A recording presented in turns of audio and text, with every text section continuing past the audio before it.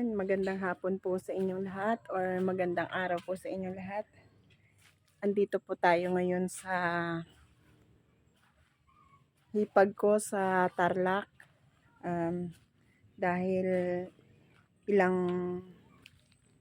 taon na po kaming hindi nagkikita, naisipan naming dalawin siya dito. Ayan, papakita ko po sa inyo yung lugar nila dito. Napakatahimik. Malayong malayo sa buhay na nasa Maynila. Ang ganda-ganda ng lugar nila dito, tahimik lang. Ayan, pakita ko po sa inyo ang mga pananim ng hipag ko dito sa paligid niya. Eto, may mga kamote. Ayan. May mga malunggay. Ayan. Eto, ang dami niyang bagong tanim na talong. Ayan. Ang ganda lang po dito sa probinsya pagka ang mga paligid mo meron kang taniman, marami kang maitatanim. Basta masipag lang. Ayan po yung mga kapaligiran ng aking hipag.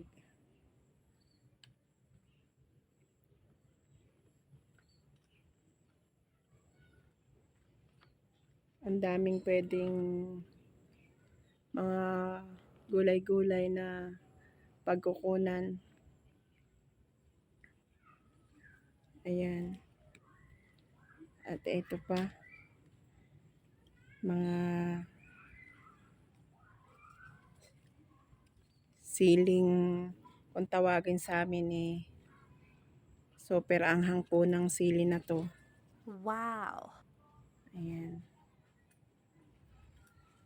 Ito, kilala nyo po ba ito? Ito ang sambong na madaming benepisyo sa katawan. Ayan.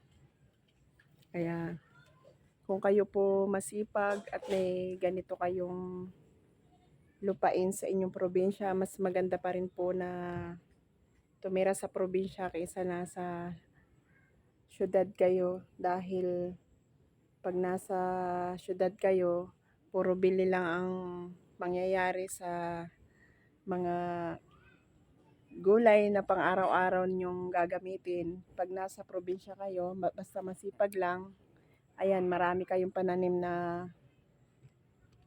pagkukunan. Yan, ang gaganda ng sili na tanim nila.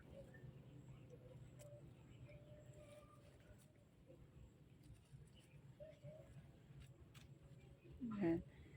Ito po ang mga nakapalibot sa bahay ng aking hipag.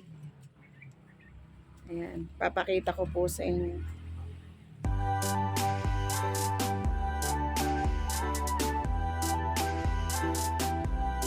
Ayan, mga puro puno na nakakaganda sa paligid. Hello. Nandito tayo sa mga puno. Ang ganda-ganda. Ang daming pananim nilang puno dito.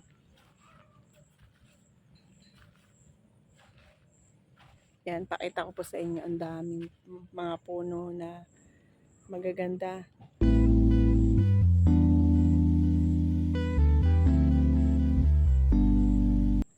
Napakasipag magtanim nila ng puno.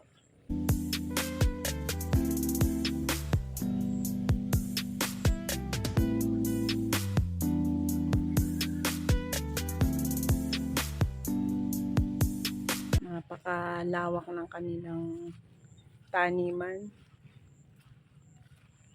Ayan, ang ganda-ganda ng mga punong kahoy.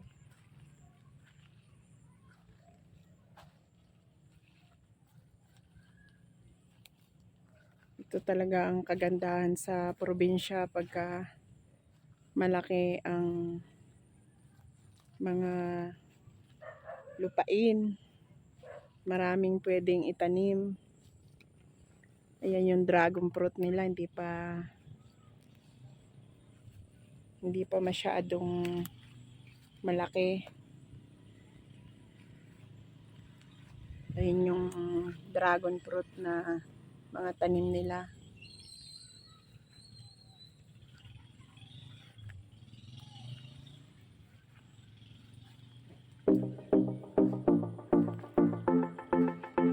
At ayan yung mga alaga nilang mga hayop. Ito, ang ganda-ganda ng puno. Ang kinis.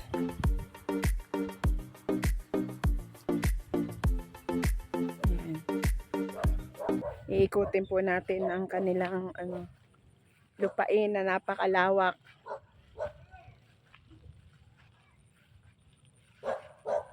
Ayan yung mga alaga nilang kambing.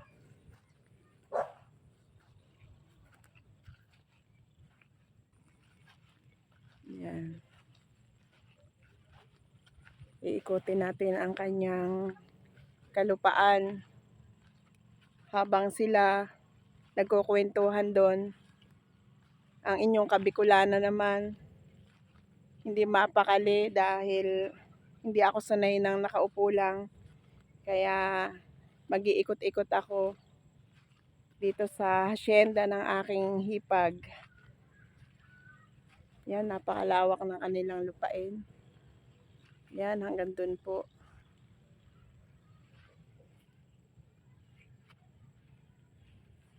Yan. Doon tayo sa kabilang panig. May alaga ata sila ng baboy doon. Titingnan natin. Yung mga alaga nilang kambing, baka. Yan. Ang ganda-ganda lang talaga pag nasa probinsya ka. Yan.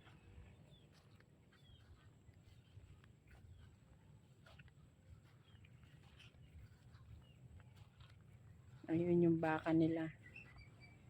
Dito po tayo sa tingnan natin tong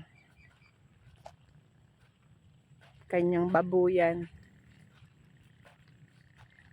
Kung ilan yung alaga niya dito kasi alam ko nabenta na niya yung marami niyang baboy.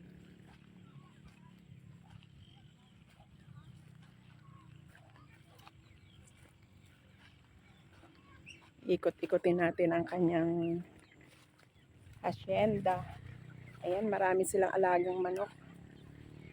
Ayan, nakikita niyo po yan. Daming alagang manok.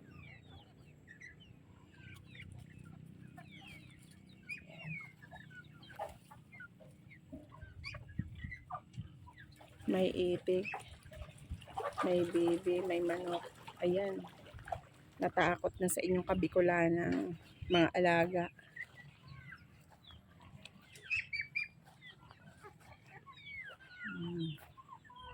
Dami nila. Maiilap.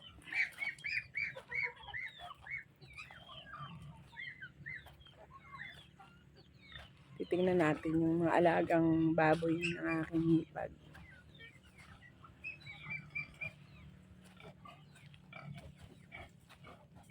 Ang gaganda talaga ng mga puno dito.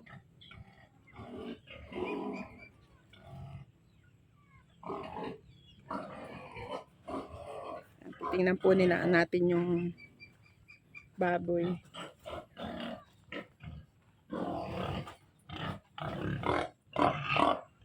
Ayan.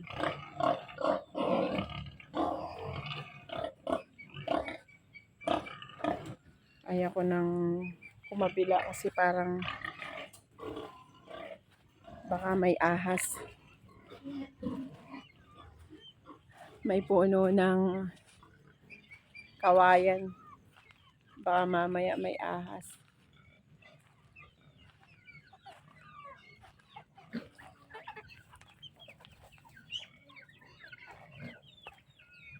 Ayan, tayo. Ikutin natin. Doon tayo dadaan sa kabila.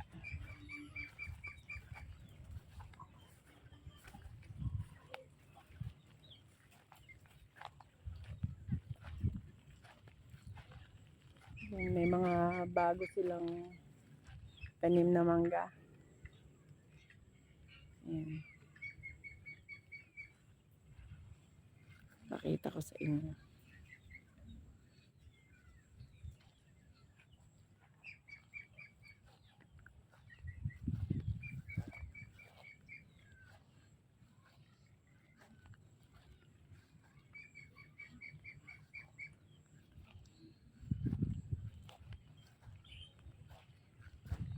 Balik tayo. Doon tayo dadaan sa kabila.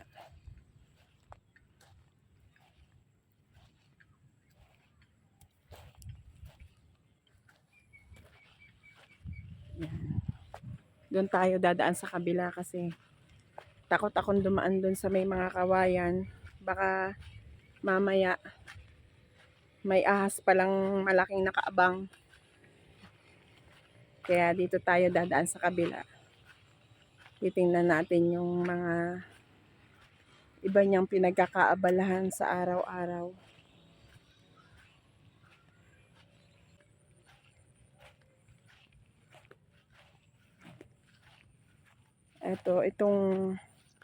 Itong nakikita nyong tubig na yan.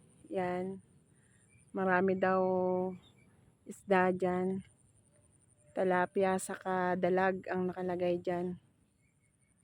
Sayang nga lang at walang pamingwit. Kung meron sana, di napamingwit na natin.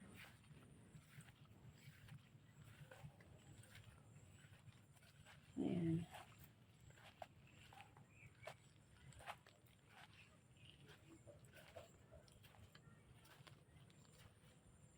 Ayan, dito tayo sa mga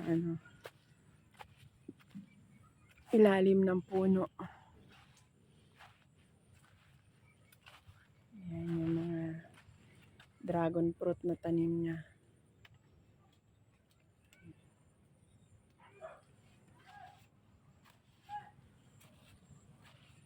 Ayan. Mga maliliit pa.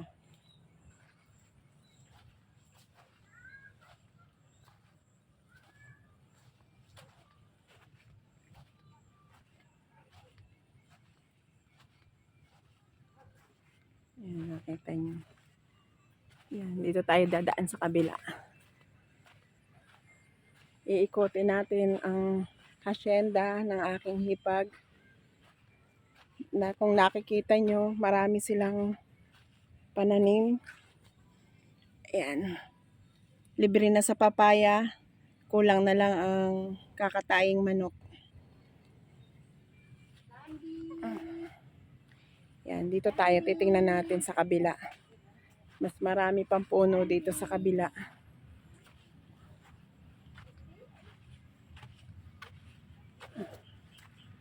Ayan. Ang ganda-gandang tingnan. Puro puno ang kapaligiran.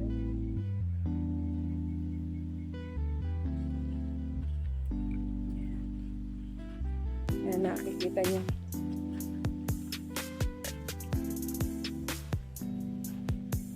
Ang ganda-ganda. Puro puno.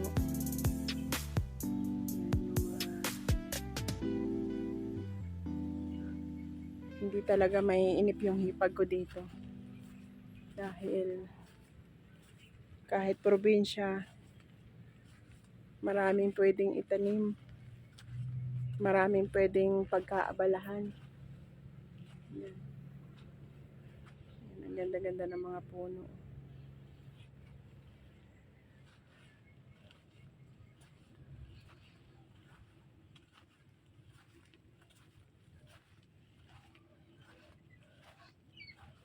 Ayan, pakita ko sa inyo yung dinaanan natin.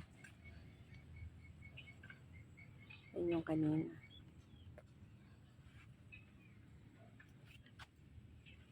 Ayan, ang ganda. Ang linis.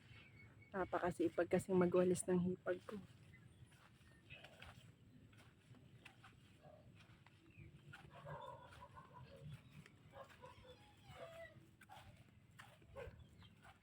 Ayan.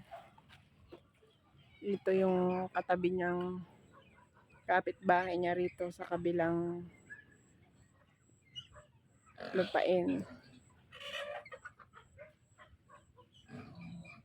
Ayan.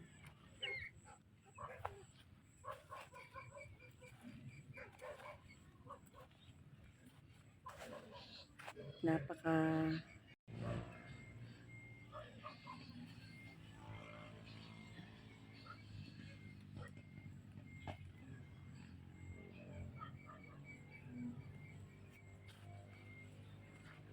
ayan.